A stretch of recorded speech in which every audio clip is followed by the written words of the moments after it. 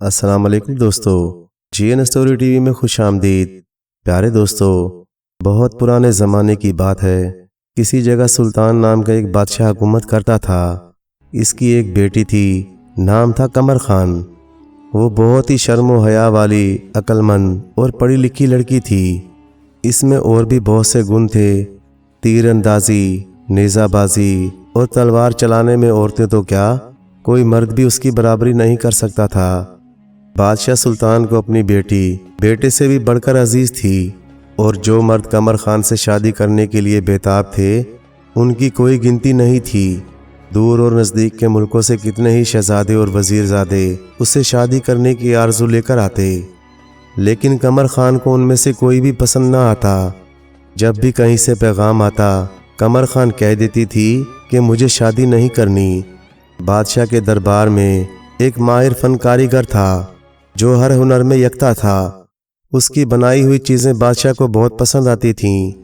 چنانچہ اس نے اس بوڑھے کاریگر کو شاہی محل میں کام کرنے والے تمام ہنرمندوں کا سردار مقرر کر دیا۔ اس بوڑھے کاریگر کا ایک بیٹا تھا جس کی عمر 20 سال کی ہو چکی تھی۔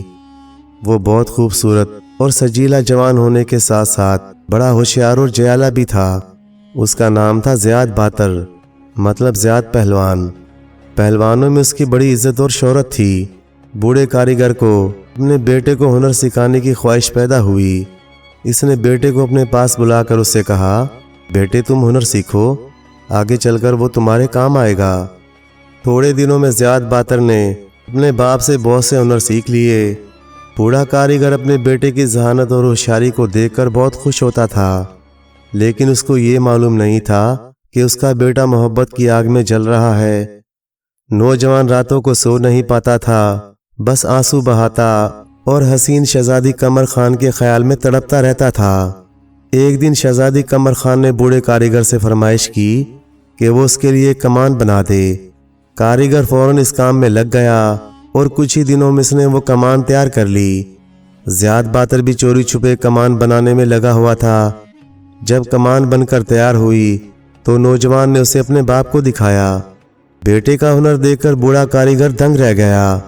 بیٹے کی کمان خود اس کی کمان سے کہیں اچھی بنی ہوئی تھی۔ اس کو ہاتھ میں لینے پر کوئی بھی اس کی خوبصورتی اور نزاکت کی داد دیے بغیر نہیں رہ سکتا تھا۔ اس پر ایک عشقیہ شعر بھی کندہ کیا ہوا تھا۔ بوڑھا کاریگر بہت خوش ہوا۔ اس نے بڑے پیار سے بیٹے کے ماتھے کو چوم لیا اور بولا، شاباش بیٹے، میں بہت خوش ہوں کہ تم میرے اوزاروں سے اتنی صفائی سے کام لینا سیکھ گئے ہو۔ اب تمہیں کبھی فاقہ نہیں کرنا پڑے گا۔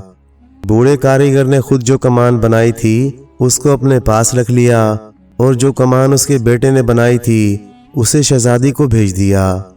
زیاد باتر کی بنائی ہوئی کمان شہزادی کو بہت پسند آئی۔ اسے اسی قسم کی کمان کی آرزو تھی۔ چنانچہ اس نے بوڑھے کاریگر کو بیش بہا قیمتی انعام بھیجا۔ تھوڑے دنوں کے بعد بوڑھے کاریگر کا انتقال ہو گیا۔ بادشاہ نے اس کی جگہ اس کے بیٹے زیاد باتر کو درباری کاریگروں کا سربراہ بنا دیا۔ ایک دن بادشاہ سلطان اپنی بیٹی کے کمرے میں آیا تو اس کی نظر دیوار سے لٹکی ہوئی کمان پر پڑی، جو خوبصورتی میں اپنی مثال آپ تھی۔ بادشاہ نے اس کمان کو اپنے ہاتھ میں لیا اور اس کی باریکیوں کو دیکھ کر دنگ رہ گیا۔ اچانک اس کی نظر کمان پر کندہ کیے ہوئے شعر پر پڑی۔ جب بادشاہ نے شعر کو پڑھا تو بادشاہ کے تیور چڑھ گئے۔ اس نے فوراً زیاد باتر کو بلوایا اور اسے گرج کر پوچھا، کمان پر یہ شعر کس نے لکھا ہے؟ زیاد باتر نے جواب دیا، عالیجا میں نے لکھا ہے۔ اچھا؟ بادشاہ آگ بگولا ہو کر بولا، کیا یہ کچھ کم تھا کہ میں نے تم کو سب کاریگروں کا سردار بنا دیا، اب تم میری بیٹی پر پیار محبت کے شعر بھی کہنے لگے؟ بادشاہ نے جلاد کو بلا کر حکم دیا کہ اس کو قتل کر دو، لیکن ایک وزیر زیاد باتر کے آڑے آ گیا۔ وزیر کی سفارش پر بادشاہ نے نوجوان کی جان تو بخش دی، لیکن اس کو شہر سے نکال دیا۔ زیاد باتر گھوڑے پر سوار ہو کر کسی دور دراز کے ملک کو چل دیا۔ وہ بہت دنوں تک چلتا رہا، بیابانوں کو پار کیا، ٹیلوں اور پہاڑوں پر سے گزرا، اور ایک دن ایک اونچے پہاڑ تک جا پہنچا اور دیکھا کہ چاروں طرف ہری ہری گھاس اگی ہوئی تھی، ہوا صاف ستھری تھی، سارا ماحول اتنا روح افزا تھا कि हर एक राह चलने वाले को आराम की दावत देता था। इतने में एक बूढ़ा चरवाहा घोड़ों के एक रेवड़ को चराता हुआ नजर आया। ज़ियाद बातर उसके पास गया, उसको अदब से सलाम किया और घोड़े से उतरकर आराम करने के लिए हरी भरी घास पर बैठ गया। बूढ़े ने जब देखा कि नौजवान बहुत थका हुआ है तो अपने चमड़े के थैले से एक प्याले में घोड़ी का दूध उंडील कर नौजवान को दिया। जब वो दूध पी चुका तो बूढ़े ने उससे पूछा, कहाँ से आ रहे हो बेटे? ज़ियाद बातर ने अपनी आप बीती बूढ़े को सुनाई। बूढ़े को उस पर रहम आ गया। उसने पूछा, अब कहाँ जा रहे हो? अब जाना कहाँ बाबा, वो राही जो घर से बेघर हो गया हो, अपने मुल्क से निकाल दिया गया हो, जा भी कहाँ सकता है। बस यूं ही चला जा रहा हूँ जहाँ दिल समाए। बूढ़ा बोला, मैं कितने ही सालों से यहाँ पहाड़ी लोगों के घोड़ों को चराता हूँ। मैंने अपने बाप दादा से यही चरवाहे का काम सीखा था। ये जिंदगी तुम्हें पसंद हो तो मेरे साथ रहो, मेरे बेटे बनकर रहो। बूढ़े की ये बात ज़ियाद बातर को बहुत पसंद आई। इसने खुश होकर कहा, बाबा आप मुझको अपने पास रखना चाहते हैं और फिर अपना बेटा बनाने को भी तैयार हैं, तो मैं बड़ी खुशी से आपके साथ रहूँगा। इस तरह ज़ियाद बातर बूढ़े चरवाहे के साथ रह गया और घोड़े चराने लगा। इसने पत्थर फेंकना अच्छी तरह सीख लिया। जब घोड़ों के रेवड़ पर दरिंदे हमले करते तो ज़ियाद बातर इस तरह पत्थर फेंकता कि वो निशाने पर लगते और दरिंदे भाग जाते। इसने बहुत सारे दरिंदों को मार भी डाला। पहले हर साल खूनख्वार जानवरों से घोड़ों को जाने कितना नुकसान होता था। अब घोड़े बड़े आराम और चैन से चरने लगे। ज़ियाद बातर की शोहरत कोहिस्तान पर दूर दूर तक फैल गई। और दूसरी तरफ शहजादी कमर खान किसी से जिक्र तो नहीं करती थी कि उसे ज़ियाद बातर से मोहब्बत है, लेकिन इसने दिल ही दिल में तय कर लिया था कि अगर शादी करूंगी तो सिर्फ ज़ियाद बातर से। जिस दिन बादशाह सुल्तान ने ज़ियाद बातर को शहर से निकाल दिया, उसी दिन से कमर खान की नज़रों में दुनिया ने स्याह चादर ओढ़ ली। वो दिन भर ज़ियाद बातर के ख्यालों में डूबी रहती और सारी सारी रात रोते गुजार देती। उसने बहुत दिनों तक अपना राज सीने में छुपाए रखा। उसकी जितनी कनीज़ें थीं उनमें सबसे एक बड़ी कनीज़ का नाम हमायूं था। आखिर एक दिन शहजादी कमर से रहा ना गया। इसने अपनी कनीज़ हमायूं को अपने दिल का हाल सुना दिया। अपना गम दूर करने के लिए वो अक्सर शिकार खेलने जाने लगी। मौसम बहार में एक दिन कमर खान अपने बाप से इजाज़त लेकर अपनी कनीज़ों के साथ शिकार खेलने निकली। इन सब ने मर्दाना लिबास पहन रखे थे। घोड़ों पर सवार वो एक जंगल में पहुंची। वहां इन्होंने कई परिंदों को शिकार किया, लेकिन इससे इसका जी ना भरा। वो कोई और जानवर तलाश करने लगी। दूर से एक पहाड़ दिखाई दिया। वो इतना ऊंचा था जैसे आसमान को छू रहा हो। कमर खान अपनी कनीज़ों के साथ घोड़े को दौड़ाती हुई उस पहाड़ तक पहुंची। अचानक एक घाटी में से एक भेड़िया निकल आया। कमर खान ने फौरन तीर मारकर उसको हलाक कर दिया। उसने घोड़े से उतरकर भेड़िए की खाल उतारी और अपनी एक कनीज़ के हाथ में थमा दी और फिर सब घोड़ों पर चढ़कर आगे चल पड़ी। चलते चलते वो एक जंगल में पहुंची। वहां एक हिरनी चरती हुई नजर आई। उसके कानों में सोने के हलके थे, सींगों पर सोने की मोहरें लगी हुई थीं और उसकी गर्दन बेशभाग कीमती हारों से सजी हुई थी। हिरनी ने कमर खान का दिल मोह लिया और इसने उसे जिंदा पकड़ने का फैसला कर लिया। कनीज़ें हाथों में रस्सियां लेकर हिरनी को घेरने की कोशिशें करने लगीं। कमर खान ने इस पर फंदा फेंका, लेकिन वो चौंक गई। इसने 3 दफा कोशिश की, मगर हिरनी उसके हाथ न आई। कनीज़ों के सामने उसको अपनी नाकामी पर बड़ी शर्म आई। वो अपने घोड़े को दौड़ाती हुई हिरनी का पीछा करती रही। उसका घोड़ा तो हवा से बातें कर रहा था, लेकिन फिर भी हिरनी तक किसी तरह नहीं पहुंच पाया। कमर खान हिरनी का पीछा करती हुई अपनी कनीज़ों से बहुत आगे निकल गई। फिर हिरनी और कमर खान का घोड़ा दोनों कनीज़ों की नज़रों से उजल हो गए। दौड़ते दौड़ते हिरनी भी थक गई और कमर खान का घोड़ा भी बेहाल हो गया। हिरनी हाँफती हुई गार के अंदर चली गई। शहजादी बहुत खुश हुई कि बस अब हिरनी हाथ में आ गई। ये सोचकर वो हिरनी के पीछे पीछे गार के अंदर दाखिल हुई, लेकिन अंदर जाकर क्या देखती है कि गार में दूसरी तरफ कोई भी रास्ता है और हिरनी उसमें से बाहर निकल गई। शहजादी फिर घोड़े पर चढ़कर हिरनी का पीछा करने लगी। हिरनी के पीछे पीछे घोड़ा दौड़ाते हुए वो उस पहाड़ तक जा पहुंची जहां ज़ियाद बातर घोड़े चरा रहा था। किसी शिकारी को हिरनी का पीछा करते हुए देखकर ज़ियाद बातर ने हिरनी पर जोर से पत्थर मारा। पत्थर निशाने पर लगा, हिरनी की एक सींग टूट गई और वो खुद भी गिर पड़ी। ये देखकर शहजादी कमर खान को गुस्सा आ गया। इसने अपनी तलवार गिलाफ से खींच ली और गरज कर ज़ियाद बातर से बोली, वे चरवाहे गुस्ताख कहीं के, ये तुमने क्या कर डाला? मैं मारना चाहती तो इसको कब का मार चुकी होती। मैं तो इसको जिंदा पकड़ना चाहती थी। तू कौन होता है दूसरों की हिरनी पर पत्थर फेंकने वाला? ये कहते हुए कमर खान चरवाहे पर तलवार से वार करने ही वाली थी कि अचानक एक चट्टान के पीछे से एक हैबतनाक शेर निकल आया।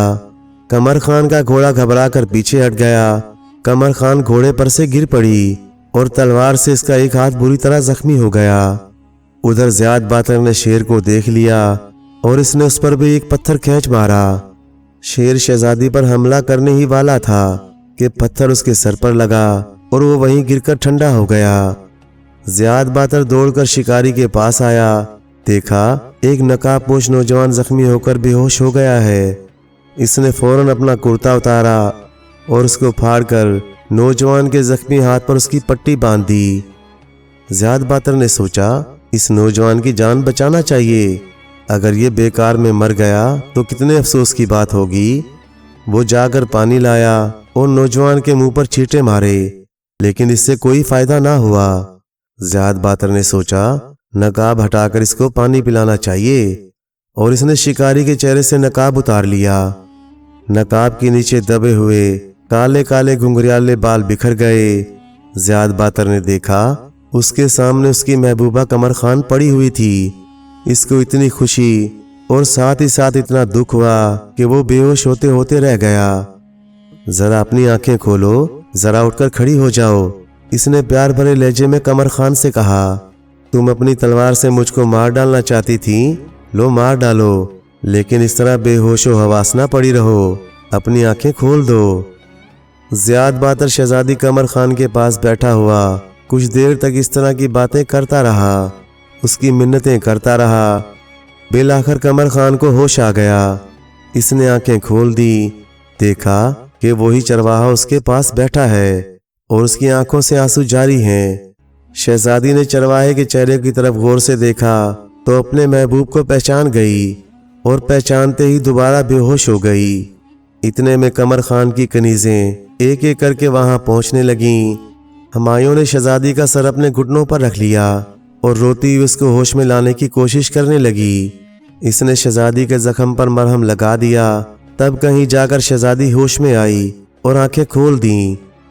अब कनीजें इसरार करने लगीं कि जल्दी से जल्दी वापस महल चला जाए, लेकिन कमर खान बोली, जब तक मेरा हाथ ठीक नहीं हो जाता मैं वापस नहीं जाऊंगी। उस जगह एक चश्मा था जिसके किनारे पर दो सायादार दरख्त उगे हुए थे। कनीजों ने शहजादी को ले जाकर इन दरख्तों के साए में लिटा दिया। ज़ियाद बातर भी जाकर पास खड़ा हो गया। कमर खान पड़ी पड़ी सोच रही थी कि ज़ियाद बातर मुझको पहचान गया है या नहीं। इसने चालाकी से ज़ियाद बातर से पूछा, तुम यहाँ कितने अरसे से चरवाहे का काम कर रहे हो? ज़ियाद बातर ने दिल ही दिल में सोचा, मुझे मार डालना है तो मार डाले, मेरी बला से मैं सच्ची बात कहूँगा। ये सोचकर वो बोला, बस उसी दिन से मैं यहाँ काम कर रहा हूँ जिस दिन आपके वालिद ने मुझे देश से निकाल दिया था। कमर खान उससे माफ़ी मांगते हुए बोली, ये मेरा ही कसूर है। मेरा फ़र्ज़ था कि मैं वालिद साहब से कहकर उनको इस बात पर राज़ी कर लेती कि वह आपको शहर से ना निकालें। कमर खान की बात सुनकर ज़ियाद बातर बहुत खुश हुआ। वो अपने मुंह बोले बाप को बुलाने चला गया। बूढ़ा चरवाहा बोला, मेहमानों की अच्छी तरह खातिर तवाज़ो करना चाहिए। ये कहकर वो फौरन नज़दीक के गांव जाकर वहां से एक बड़ा सा देग ले आया। फिर फौरन 5 भेड़ों को ज़िबा करके पुलाव तैयार किया। मेहमानों को पुलाव खिलाया और कमीज़ पिलाया। उसके बाद 15 दिन गुजर गए। शहजादी कमर खान का जख्म काफ़ी भर चुका था। इन सब को यहीं छोड़कर अब ज़रा बादशाह का हाल सुनिए। एक दिन बादशाह सलामत ने अपने एक सरदार को बुलाकर उससे कहा, पूरा 1 महीना हो गया, शहजादी की कोई खबर नहीं मिली। तुम जाओ उसको तलाश करके फौरन महल में ले आओ। ये सरदार बहुत दिनों से शहजादी से शादी करने का ख्वाहिशमंद था। اس لیے وہ جی جان سے بادشاہ کی خدمت کر رہا تھا۔ بادشاہ کا حکم پا کر وہ بہت خوش ہوا اور اسی وقت چند بہادر نوجوانوں کو ساتھ لے کر اور ایک مشک شراب کی اپنے گھوڑے کے تھیلے میں ڈال کر شہزادی کی تلاش میں نکل گیا۔ وہ سردار اپنے آدمیوں کے ساتھ 5 دن تک شہزادی کو ڈھونڈتا رہا اور بالآخر اس کو ڈھونڈ لیا۔ اس نے دیکھا شہزادی ایک درخت تلے بیٹھی زیاد باتر سے گفتگو میں مشغول ہے۔ یہ دیکھ کر وہ جل گیا، لیکن شہزادی کو ناراض کرنے کی اسے جرأت نہ ہوئی۔ یہ گھوڑے سے اترا اور اتر کر شہزادی کے پاس گیا، جھک کر سلام کیا اور بڑے ادب سے بولا، بادشاہ سلطان آپ کی کوئی خبر نہ پا کر بڑے پریشان ہیں۔ انہوں نے مجھے آپ کو تلاش کرنے کے لیے بھیجا ہے۔ سردار اور اس کے آدمیوں کو بٹھا کر ان کی خاطر مدارت کی گئی۔ سردار نے اپنے تھیلے سے شراب کی مشک نکالی۔ لڑکیاں پیالوں میں شراب بھر بھر کر دینے لگیں۔ سردار نے شراب کے 2 پیالے پی لیے تو اس کا سر چکرانے لگا، آنکھیں لال ہو گئیں، رگوں میں خون تیزی سے دوڑنے لگا۔ وہ ہر طرح کی باتیں کر کے زیاد باتر کو تنگ کرنے لگا۔ زیاد باتر بھی ویسے ہی جواب دینے لگا، ارے تم مجھ سے اب حجت بھی کرنے لگا؟ غرور کے پتلے گرم خون سردار نے چیخ کر کہا، اور پھر وہ اٹھ کھڑا ہوا اور زیاد باتر کو ایک گھسا دے مارا۔ زیاد باتر یہ توہین برداشت نہ کر سکا، اس نے بھی سردار کو ایک گھسا رسید کیا۔ سردار کے منہ سے جھاگ نکلنے لگے، وہ گر پڑا اور دم توڑ دیا۔ سردار کے جوان زیاد باتر پر ٹوٹ پڑے، ہاتھا پائی ہونے لگی۔ زیاد باتر نے ان سب کو ٹھکانے لگا دیا۔ جب یہ سب ہو چکا تو زیاد باتر نے قمر خان سے کہا، اب میرا یہاں رہنا خطرے سے خالی نہیں، آؤ ہم کسی دوسرے ملک چلے جائیں۔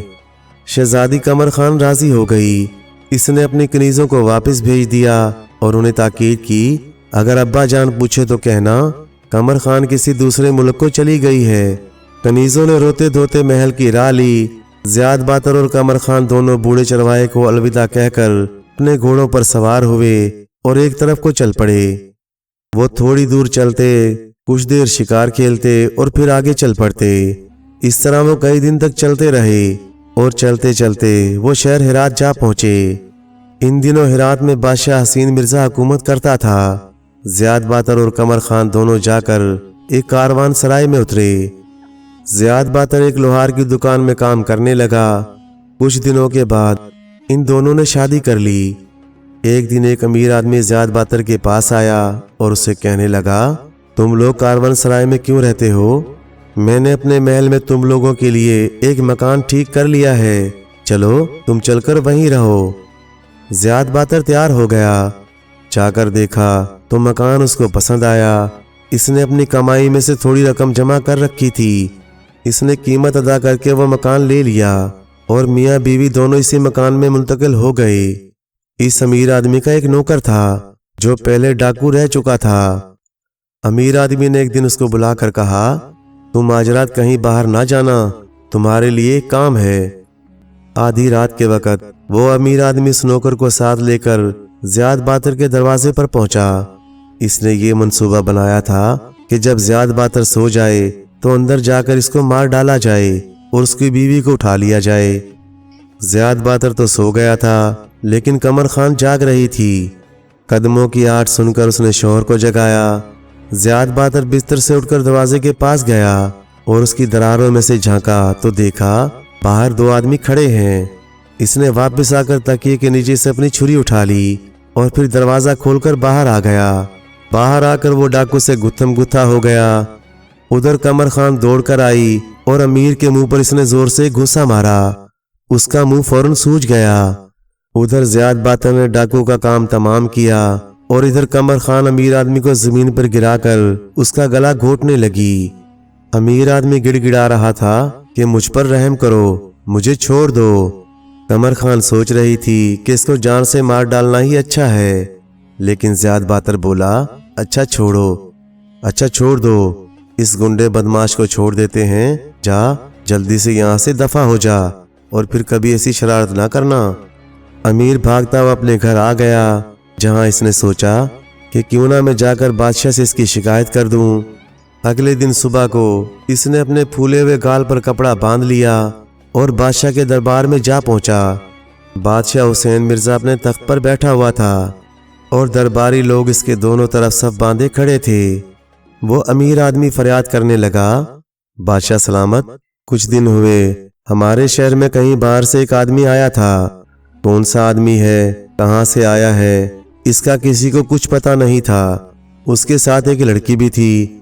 یہ سوچ کر کہ یہ شریف آدمی ہوں گے، میں نے اپنا ایک مکان سستے دام میں ان کے ہاتھ بیچ کر اس میں ان کو بسا دیا، مگر ان کمینوں نے مار مار کر میرا کچومر نکال دیا۔ حضور، آپ ان آوارہ بدماش لوگوں کو سزا دیجئے اور ان کو شہر سے نکلوا دیجئے۔ بادشاہ کو یہ سن کر بڑا غصہ آیا اور بولا، ایسے لوگوں کو شہر سے نکال دینا کم ہے، ان کو قتل کر دینا چاہیے۔ چنانچہ بادشاہ نے سپاہیوں کو بھیجا اور وہ زیاد باتر اور قمر خان کو پکڑ کر بادشاہ کے پاس لے آئے۔ بادشاہ نے قمر خان کو دیکھا تو دیکھتا ہی رہ گیا۔ پھر اس نے بڑے روب سے زیاد باتر سے پوچھا، تم اس حسینہ کو کہاں سے لے آئے ہو؟ ضرور کہیں سے اغوا کر کے لائے ہوگے۔ زیاد باتر بولا، یہ بات آپ خود اس سے پوچھ لیجئے۔ بادشاہ نے زیاد باتر سے کہا، تم اس حسینہ کو چھوڑ کر خود شہر سے نکل جاؤ۔ جب زیاد باتر اس پر تیار نہ ہوا تو بادشاہ نے جلاد بلا کر حکم دیا کہ لے جا کر اس کو قتل کر دو۔ سپاہی زیاد باتر کی مشقیں کس کر اس کو قتل کرنے کے لیے لے چلے، لیکن محل سے باہر نکلنے پر زیاد باتر نے ایک بار زور لگایا تو رسی ٹوٹ گئی اور وہ سپاہیوں کو مار بھگاتا ہوا اس لوہار کے گھر آ گیا جس کے ہاں وہ کام کرتا تھا۔ اس نے سارا قصہ سنایا تو لوہار اس سے بولا، یہاں سے تھوڑے سے فاصلے پر ایک غار ہے، تم اس غار میں جا کر چھپ جاؤ، میں شہر جا کر لوگوں سے حال معلوم کروں گا اور آ کر تمہیں بتا دوں گا۔ زیاد باتر نے ایسا ہی کیا۔ اب ذرا قمر خان کا حال سنیے۔ بادشاہ نے پہلے تو قمر خان سے نرمی سے باتیں کی، اس کو لالچ دیا اور بولا، میں تم کو سونے چاندی سے لاد دوں گا، جتنی دولت تمہارے پاس ہوگی اتنی دنیا کی کسی شہزادی کے پاس نہیں ہوگی، تم میرے محل میں رہو، میری بیوی بن جاؤ۔ لیکن قمر خان کسی طرح راضی نہ ہوئی۔ تب بادشاہ نے اس کو جیل میں بند کر دیا۔ بادشاہ کے باغ میں ایک زندان تھا جس کا کسی کو پتہ نہیں تھا۔ بادشاہ کے حکم پر قمر خان کو اسی زندان میں ڈال دیا گیا۔ ادھر جب بادشاہ کو معلوم ہوا کہ زیاد باتر بھاگ گیا ہے تو اس نے حکم دیا کہ شہر کے تمام دروازے بند کر دیے جائیں اور بھگوڑے کو پکڑ کر لایا جائے۔ بادشاہ کے آدمیوں نے اسے بہت تلاش کیا لیکن زیاد باتر کہیں نہ ملا۔ جب رات ہوئی تو لوہار زیاد باتر کے پاس غار میں آیا۔ وہ دونوں بہت دیر تک اس بات پر غور کرتے رہے کہ کیا کیا جائے۔ آخرکار لوہار نے رائے دی، اس بادشاہ کا نوائی نام کا ایک وزیر ہے، تم اس کے پاس چلے جاؤ اور اس کو سارا حال سنا دو، وہ بہت منصف مزاج آدمی ہے، وہ ضرور تمہاری کوئی مدد کرے گا۔ چنانچہ زیاد باتر آدھی رات کے وقت غار سے نکل کر وزیر نوائی کے دروازے پر پہنچا اور دستک دی۔ اندر سے آواز آئی، کون ہے؟ زیاد باتر بولا، میں بہت دور سے آیا ہوں، مجھے ایک معاملے میں حضرت نوائی کی صلاح لینا ضروری ہے۔ علی شیر نوائی عام طور پر آدھی رات اور کبھی کبھی تو صبح تک بیٹے شیر کہا کرتے تھے۔ آج بھی وہ ابھی تک جاگ رہے تھے، شاید روز کی طرح کوئی غزل لکھ رہے تھے۔ نوکر نے آ کر خبر دی، حضور وہاں دروازے پر کوئی نوجوان کھڑا ہے اور وہ کہتا ہے کہ وہ بہت دور سے آیا ہے اور کسی اہم معاملے میں آپ کی صلاح لینا چاہتا ہے۔ نوائی نے کہا، اس کو آنے دو۔ زیاد باتر نوائی کے کمرے میں آیا اور ادب سے جھک کر سلام کیا۔ نوائی نے بیٹھنے کے لیے کہا۔ زیاد باتر بیٹھ گیا اور وزیر نوائی کو سارا قصہ کہہ سنایا۔ نوائی نے اس کو تسلی دی اور بولا، فکر مت کرو، بادشاہ قمر خان کو قتل نہیں کروائے گا، کل میں جا کر اس کا حال معلوم کروں گا اور تمہیں خبر کر دوں گا۔ اگلے دن صبح ہی صبح وزیر نوائی محل میں پہنچے اور شاہی باغ میں ٹہلنے لگے۔ مالی نے آ کر ان کو سلام کیا اور تازہ پھولوں کا ایک گلدستہ بنا کر پیش کیا۔ نوائی کو معلوم تھا کہ بادشاہ نے اپنے باغ میں خفیہ زندان بنوا رکھا ہے اور یہ مالی باغ اور زندان دونوں کی رکھوالی کرتا ہے، لیکن اس سب کا کسی کو علم نہیں تھا۔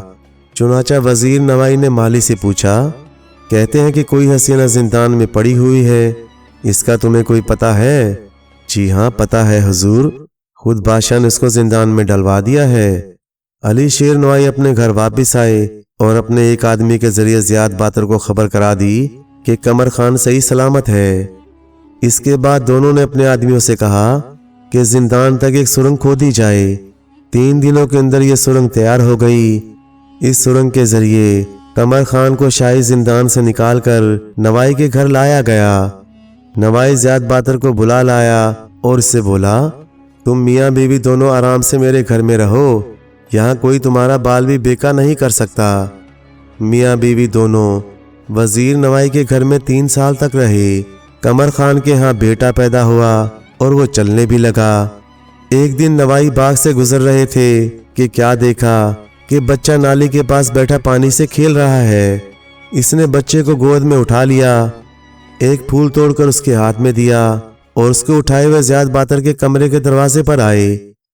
اچانک زیاد باتر کے یہ الفاظ وزیر کے کانوں میں پڑے، قمر خان میری پیاری، رو نہیں، مجھے اچھی طرح معلوم ہے کہ تمہیں پیاری ماں کی یاد ستا رہی ہے، تم ان کے دیدار کے لیے ترستی ہو، مگر کیا کیا جائے، صبر سے کام لو، اپنے آپ کو یوں ہلکا نہ کرو، مجھے بھی اپنا وطن بہت یاد آتا ہے، مگر ہم بیچارے کرے تو کرے کیا کریں۔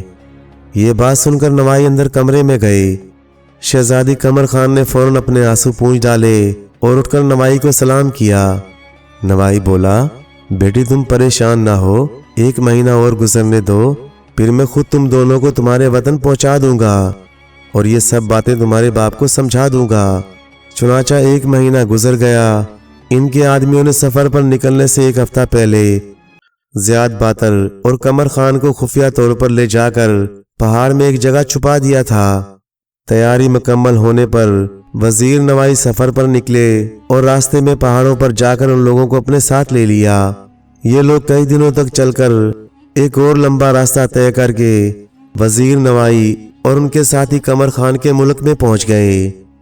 نوائی کی آمد کی اطلاع پا کر بادشاہ سلطان نے اپنے لوگوں کو ان کے استقبال کے لیے بھیجا۔ بادشاہ سلطان وزیر نوائی سے بڑے اتفاق سے ملا، ان کی خوب خاطرداری کی۔ وزیر نوائی اس کے ہاں کئی دن تک مہمان رہے۔ ایک دن انہوں نے بادشاہ سلطان سے کہا، بادشاہ سلامت، میں آپ کے دربار میں اس لیے آیا ہوں کہ 2 گناہ گاروں کی طرف سے آپ سے معافی مانگوں۔ اگر آپ نے ان کو معاف کر دیا تو میں کچھ دن اور آپ کے یہاں مہمان بن کے رہوں گا، ورنہ میں آج ہی واپس چلا جاؤں گا۔ بادشاہ سلطان نے فوراً جواب دیا، حضور، جب آپ کہتے ہیں تو میں ان کو معاف کیے دیتا ہوں، چاہے انہوں نے میرے باپ کا ہی قتل کیوں نہ کیا ہو۔ کہیے وہ کون لوگ ہیں؟ علی شیر نوائی نے زیاد باتر اور قمر خان دونوں کو بلوایا۔ شہزادی قمر خان آتے ہی اپنے باپ کے سینے سے لگ گئی۔ خوشی کے مارے بادشاہ بے ہوش ہو گیا۔ جب اس کو ہوش میں لایا گیا تو اس نے روتے ہوئے اپنی بیٹی سے پوچھا، بیٹی تم اتنے دنوں تک کہاں رہیں؟ اسی وقت زیاد باتر بادشاہ کے پاس آیا۔ اس کو دیکھتے ہی بادشاہ آگ بگولا ہو گیا اور اس کو قتل کروانا چاہا، لیکن وزیر نوائی نے اس کو اس کا وعدہ یاد دلایا اور بادشاہ نے لاچار ہو کر ایک ادنا چروائے کو اپنا داماد مان لیا۔ وزیر نوائی سلطان بادشاہ کے یہاں کچھ دن اور رہے اور پھر ہرات اپنے گھر لوٹ گئے۔ زیاد باتر اور قمر خان دونوں جیتے جی نوائی وزیر کو محبت اور عقیدت سے یاد کرتے رہے۔ جب نوائی اپنے ملک چلے گئے اور زیاد باتر بیوی اور بچے کے ساتھ شاہی محل میں رہ گیا تو اس نے سب سے پہلا کام یہ کیا، ایک آدمی کو بھیج کر اس نے بوڑھے چروائے کو اپنے پاس بلا لیا، جس کے ساتھ مل کر وہ پہاڑوں پر گھوڑے چرایا کرتا تھا اور جس نے اس کو اپنا بیٹا بنا لیا تھا۔ زیاد باتر نے ایک سایہ دار باغ میں اپنے منہ بلے باپ کے رہنے کا انتظام کر دیا۔ اس طرح یہ لوگ سب بڑے آرام سے زندگی بسر کرنے لگے۔ زیاد باتر کو عام لوگوں سے بہت محبت تھی۔ وہ غریب اور بھوکے لوگوں کی ہمیشہ دل کھول کر مدد کرتا رہتا۔